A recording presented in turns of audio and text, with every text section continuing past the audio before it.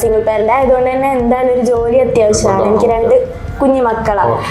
അപ്പം അത് അവരെ നോക്കണമെങ്കിൽ എനിക്ക് എന്തായാലും ഒരു നല്ലൊരു ജോലി ആവശ്യമാണ്, സ്ഥിരമായിട്ടുള്ളൊരു ജോലി ആവശ്യമാണ്. പിന്നെ +2 ഉള്ളൂ. +2 ഉള്ളത് കാരണം എല്ലാത്തിനും ഡിഗ്രി ക്വാളിഫിക്കേഷൻ വേണ്ടതുകൊണ്ട് ഞാനപ്പോൾ എന്ത് ചെയ്തു, അഡ്മിനിസ്ട്രേഷൻ തന്നെ ചൂസ് ചെയ്തു. ഒരു ഇന്റേൺഷിപ്പ് എക്സ്പീരിയൻസ് ആണ് വലിയൊരു എക്സ്പീരിയൻസ് ആണോ അല്ലേ?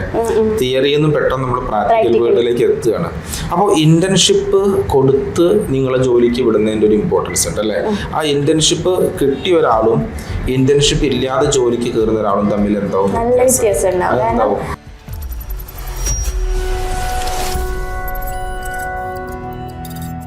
+2 കൊമേഴ്സിൽ നിന്നും ഹോസ്പിറ്റൽ അഡ്മിനിസ്ട്രേഷനിലേക്കുള്ള ആ ജേണി, ആ ഒരു ഡിസിഷൻ എങ്ങനെയായിരുന്നു പറയാം?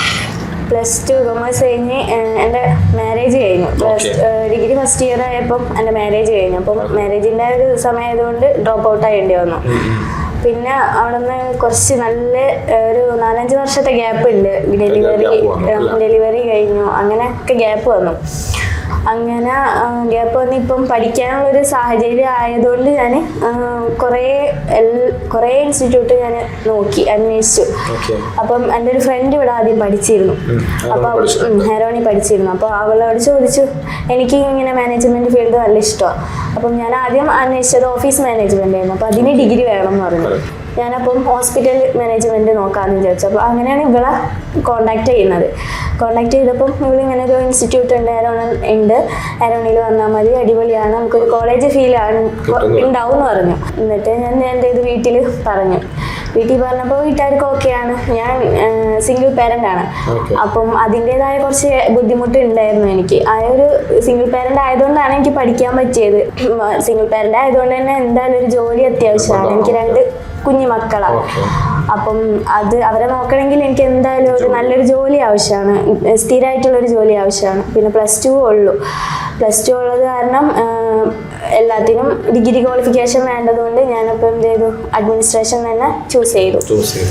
കൊമേഴ്സ് ബാക്ക്ഗ്രൗണ്ട് വന്നുകൊണ്ട് പഠനത്തിൽ ബുദ്ധിമുട്ട് ഫീൽ ചെയ്തിരുന്നു? പേടിയുണ്ടായിരുന്നു, കാരണം ഇത്രയും വർഷത്തെ ഗ്യാപ്പ് ഉണ്ടല്ലോ.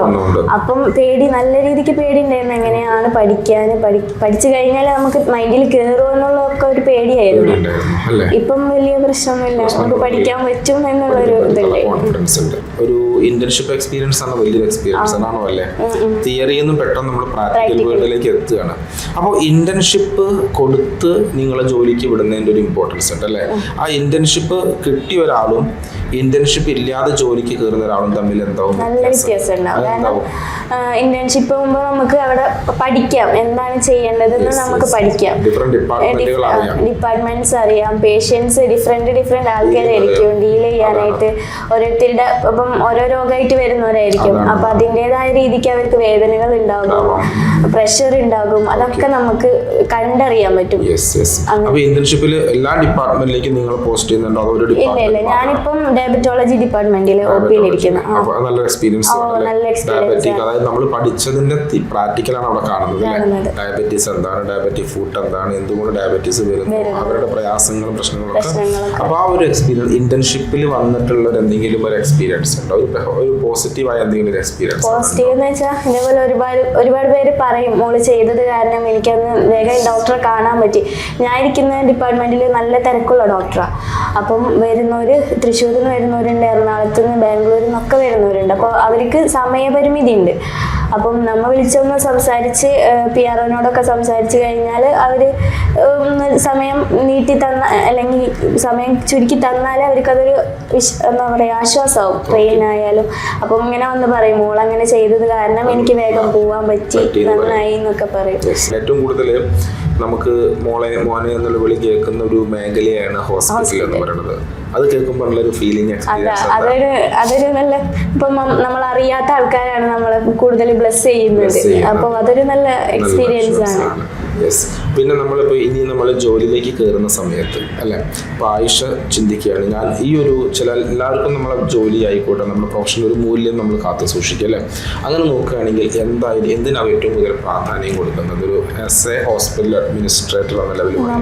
പേഷ്യൻ്റ് കെയറിനാണ് കൂടുതൽ പ്രാധാന്യം കൊടുക്കേണ്ടത്. കാരണം അവിടെ വരുന്നവരുടെ ഇമോഷൻസ് നമ്മൾ എന്തായാലും മനസ്സിലാക്കണം. അത് വെച്ചിട്ട് തന്നെ നമ്മൾ എന്തായാലും പെരുമാറുന്നു അല്ലേ?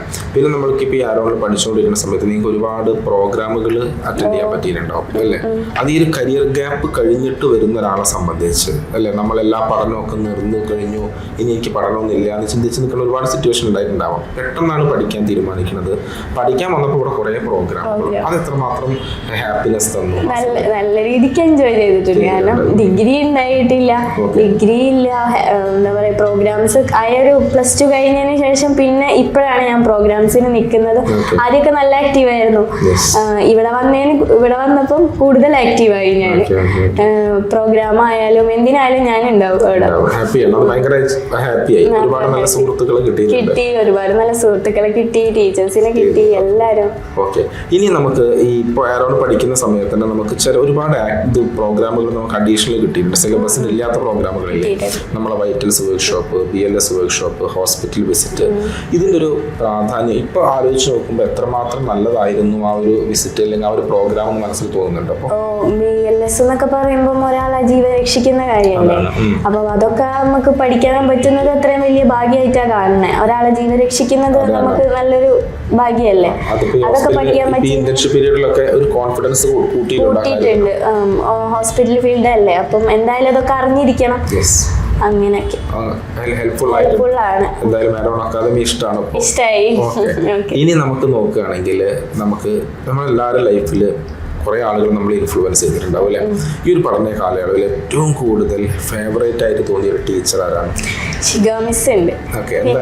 ശിഖ മിസ് എന്ന് വെച്ചാൽ കൂടുതൽ സപ്പോർട്ടാണ് ആള്. എന്ത് ചെയ്യാണെങ്കിലും നമ്മളെ കൊണ്ട് ചെയ്യാൻ പറ്റും,